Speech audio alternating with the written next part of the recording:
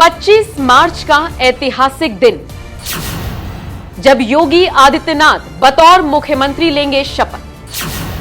क्या कहता है 4 बजे का शुभ मुहूर्त? योगी पार्ट 2 में क्या बदल जाएगी यूपी की तस्वीर? उद्योगपतियों को बुलाने से क्या पैदा होंगे रोजगार के अवसर? अयोध्या के बाद क्या अब काशी की बारी है? इन 5 सालों में क्या धमाल मचाएंगे योगी? देखिए सिर्फ धर्म ज्ञान पर।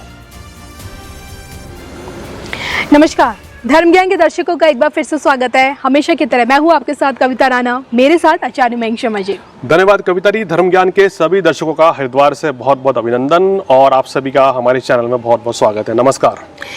10 मार्च को आए नतीजे, जी हां, ऐतिहासिक रहे, क्योंकि यूपी में बीजेपी को ऐतिहासिक जीत दिलाने वाले योगी आदित्यनाथ ने 37 साल बाद सूबे में बीजेपी की बैक टू बैक सरकार बनाकर सिर्फ यूपी में नहीं बल्कि पूरे देश में छा गए। और अब तो योगी आदित्यनाथ बुलडोजर बाबा हो गए हैं। और अब देखिए 10 मार्च को नतीजे आए थे और इस 25 मार्च को ठीक शाम 4 बजे योगी आदित्यनाथ फिर से बतौर मुख्यमंत्री शपथ लेंगे। और इस बार का योगी आदित्यनाथ का शपथ समारोह कितना शानदार होने वाला है, कितना ग्रैंड होने वाला है, इसका अंदाजा आप इसी से लगाइए कि इस शपथ समारोह में ना सिर्फ देश भर के शंकराचार्य से लेकर साधु संतों को आमंत्रित किया गया है, बल्कि उद्योगपतियों से लेकर सरकार की योजनाओं के लाभार्थियों को भी आमंत्रित किया गया है। विपक्ष के तमाम दिग्गज चेहरे भी इस शपथ समारोह में दिखेंगे और बीजेपी शासित राज्यों के मुख्यमंत्री भी यहाँ नजर आएंगे। और ऐसे में सवाल ये उठता है कि आखिरकार योगी आदित्यनाथ जो ठीक 4 बजे शपथ लेंगे उसकी कुंडली क्या कहती है। जी हाँ, योगी 2.0 यानी कि आने वाले 5 साल में यूपी का विकास कितना आगे होने वाला है, किस तरह से यूपी की तस्वीर बदलने वाली है इन 5 सालों में, आज यही हम जानेंगे मयंक शर्मा जी से। तो मयंक जी, सबसे पहले मैं आपसे जानना चाहूंगी, जो आपने योगी आदित्यनाथ जी की शपथ कुंडली बनाई है ठीक 4 बजे का, तो सबसे पहले सवाल ये उठता है कि आखिर क्यों 25 तारीख को ही शपथ समारोह के लिए ये दिन क्यों चुना गया, बताइए। देखिए, अब आमतौर पर कोई पार्टी एक्सेप्ट करे ना करे, कोई नेता एक्सेप्ट करे ना करे, अब आप देखिए 10 मार्च को नतीजे आए थे जी, और उस समय होलाष्टक चल रहा था। हमारे हिंदू धर्म में कहा जाता है कि होलाष्टक में कोई भी शुभ कार्य नहीं किए जाते हैं, चाहे इस चीज को मानो या ना मानो। जो इतने 15 दिन बाद जो शपथ ग्रहण समारोह रखा गया है जी, उसका एक विशेष कारण है कि होलाष्टक का समय निकाला गया और एक शुभ मुहूर्त, शुभ घड़ी को चुना गया। अगर हम उस बेस पर देखें तो शाम 4 बजे का समय इसलिए रखा गया कि इस समय ज्योतिष में बहुत ही शुभ योग इस कुंडली में बन रहे हैं। सरकार, कहना चाहिए कोई भी सरकार अगर शपथ ग्रहण करती है या भाजपा की जिन राज्यों में सरकार बनती है तो वहाँ मुहूर्त के हिसाब से ज़्यादा चीज़ें चलती हैं, हमने देखा है पहले भी, चाहे पार्टी चीज को माने या ना माने। तो इस मेरा मानना यह है कि 4 बजे की जो कुंडली है बहुत ही पावरफुल है और कुछ ऐसा संकेत दे रही है कि जैसे योगी जी की कुंडली भी सिंह लगन की है और 25 मार्च शाम 4 बजे की कुंडली भी सिंह लगन की बन रही है। और सिंह लगन क्या होता है? स्थिर लगन।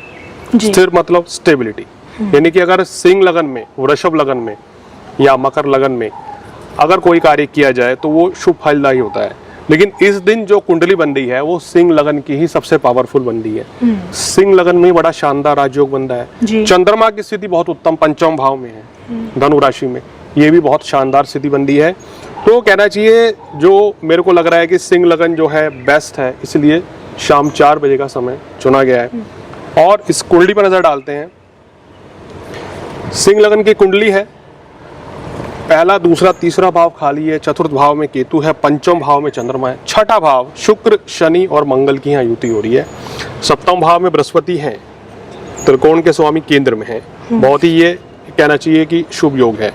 8वें भाव में सूर्य बुध का बुधादित्य राजयोग बन रहा है यहाँ पर। और 9वां भाव खाली है, 10वें भाव में राहु है वृषभ राशि के, जो कि बहुत ही मजबूत माने जाते हैं। कहा जाता है कि 10वें भाव में अगर वृषभ का राहु हो और सत्ताधारी पार्टी जो उस समय राज कर रही है उसको बड़ा लाभ मिलता है, उस नेता को, उस व्यक्ति को, खासकर योगी आदित्यनाथ जी को इसका बड़ा बल मिलेगा 10वें राहु होने का, इसलिए इस चीज को भी ध्यान में रखा गया होगा। 11वां और 12वां भाव खाली है, तो ये इनकी ग्रह स्थिति बन रही है। इस ग्रह स्थिति में दर्शकों को मैं ये बताना चाहूंगा कि क्या पावरफुल राजयोग बन रहे हैं। देखिए इसमें यहाँ देखिए पंचम भाव में चंद्रमा बहुत ही शुभ योग है, जनता का पूर्ण समर्थन मिलेगा, जनता के लिए सहयोगी रहेंगे। और देखें तो छठे भाव में शनि मंगल शुक्र की ये युति हो रही है, ये बहुत ही शानदार रहेगी। कहना चाहिए शत्रुओं पर विजय प्राप्त होगी, विपक्ष भी इनको कोई बड़ा नुकसान नहीं पहुंचा पाएगा और सरकार जो है सख्ताई से अपने काम को करेगी, ये कुंडली दिखा रही है। अब ये लगन का स्वामी भले अष्टम में आ रहा है, लेकिन यहाँ बुध नीच का भी है, तो बुध की नीचता भी कम हुई है, क्योंकि यहाँ सूर्य बुध का बुधादित्य योग भी बना है, जो बहुत शुभ रहेगा।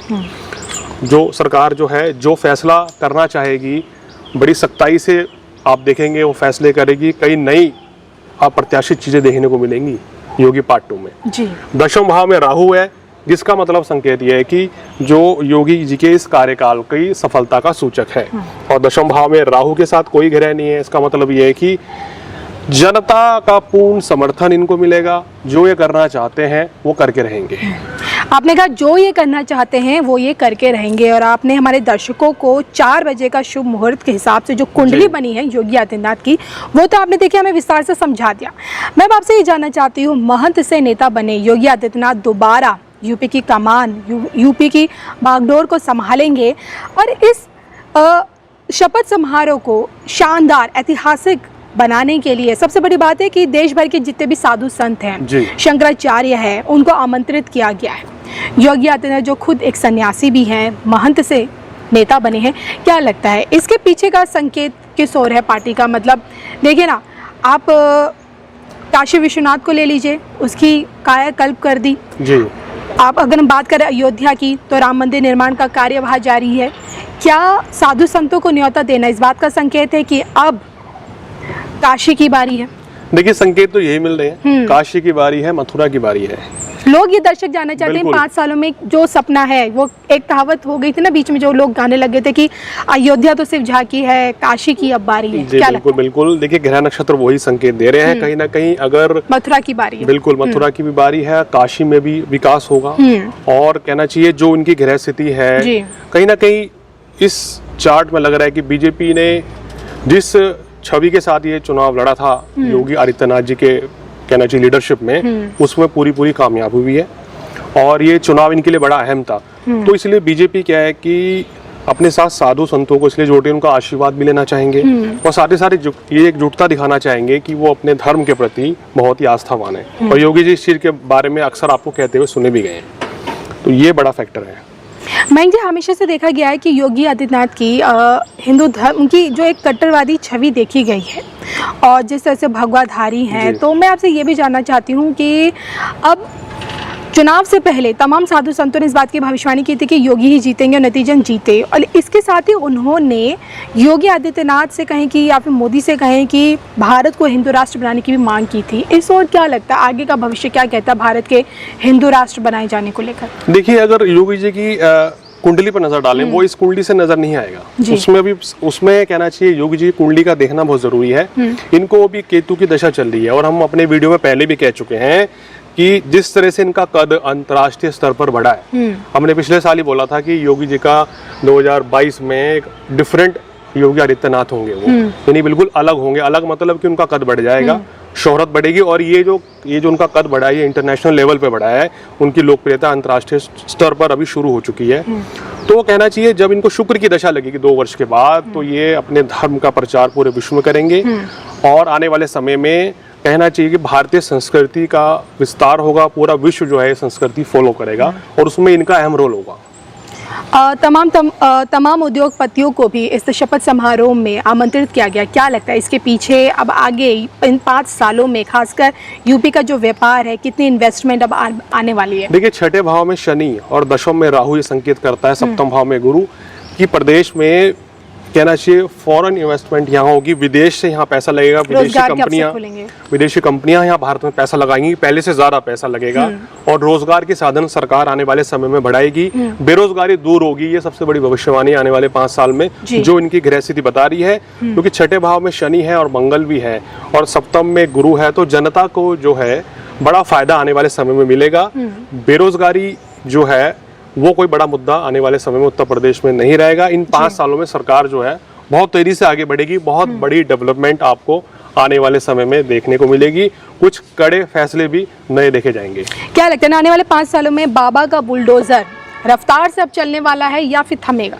देखिए, ग्रह स्थिति तो ये बता रही है, ये अगर बात करें दिन की कुंडली, शपथ ग्रहण की कुंडली भी इस ओर संकेत दे रही है कि भविष्य बहुत उज्जवल है, कुंडली शानदार है। और इसी तरीके से जो इनकी कुंडली है उसमें भी जो अभी दशा चल रही है केतु की दशा, और इसी दशा को समाप्त करके इसी कार्यकाल में शुक्र की दशा भी आएगी, तो वो और भी पावरफुल रहेगी 2 साल के बाद। तो कहना चाहिए योगी जी का जो बुलडोजर है वो इसी तरह दौड़ता रहेगा और सरकार जो है सफलताएं के नए नए आयाम छुएगी। जनता का विश्वास जो है वो और ज़्यादा बढ़ेगा आने वाले समय में। ये योगी जी की कुंडली और शपथ ग्रहण की कुंडली दिखा रही है कि मतलब एक बड़ा एक शुभ संकेत है इनके लिए, इनकी पार्टी के लिए, इनके खुद के भविष्य के लिए और उत्तर प्रदेश की जनता के लिए भी। मैं जी, जब कोई इंसान दिन पर दिन सफलता की बुलंदियों की सीढ़ियों पे चढ़ता है, सफलता पाता है, तो उसके पीछे कई उसके दुश्मन भी बन जाते हैं। क्या लगता है, क्या योगी आदित्यनाथ को इन 5 सालों में कहीं कोई खतरा है इनकी जान को, कुछ स्वास्थ्य संबंधित कोई दिक्कत आपको लगता है कि हो सकती है? मुझे नहीं लगता कि इनको स्वास्थ्य संबंधी कोई परेशानी आने वाली है।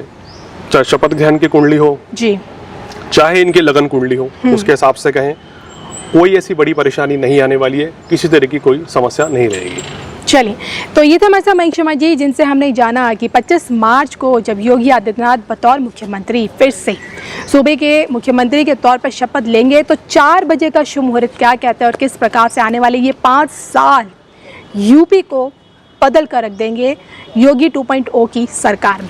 इसी के साथ मुझे और मयंक शर्मा जी को दीजिए इजाज़त, फिर मिलेंगे, तब तक के लिए नमस्कार।